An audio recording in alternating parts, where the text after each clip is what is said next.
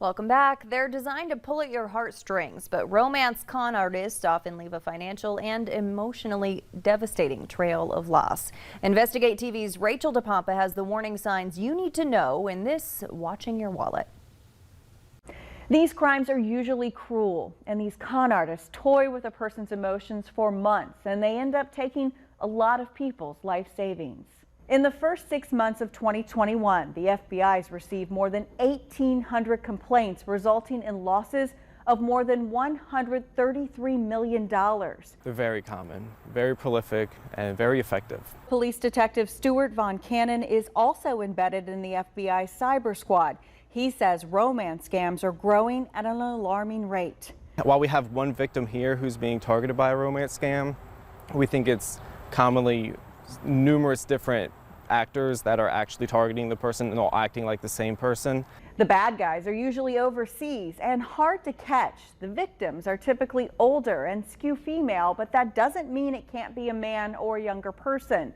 The relationships start out over email or social media apps, on the phone or through dating websites. But the big warning sign, there's often never any face-to-face communication, no FaceTiming or Zooming.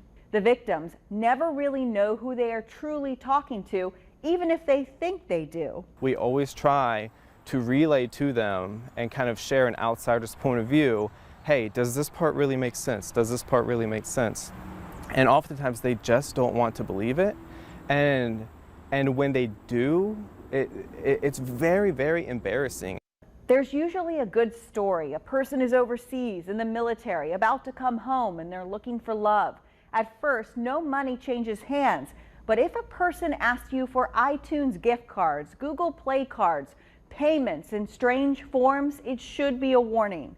Another sure sign of a scam, the con artists often ask their victims to open bank accounts for them, either in the victim's own name or in the name of a fake business.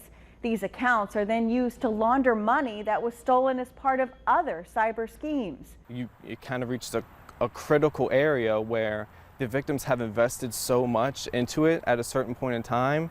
No matter how much worse it gets, it's difficult for them to kind of walk away from it. If you've been the victim of a scam like this, it is so important to tell family so you have a support system. This is an emotionally devastating crime. Also, report it to the FBI because these bad actors usually have dozens of these scams going on at once, and the FBI may be able to help connect them. With this Investigate TV Watching Your Wallet, I'm Rachel DePompa. The Bison getting ready for their next playoff opponent this weekend. Beth tells us more about what they're up against next.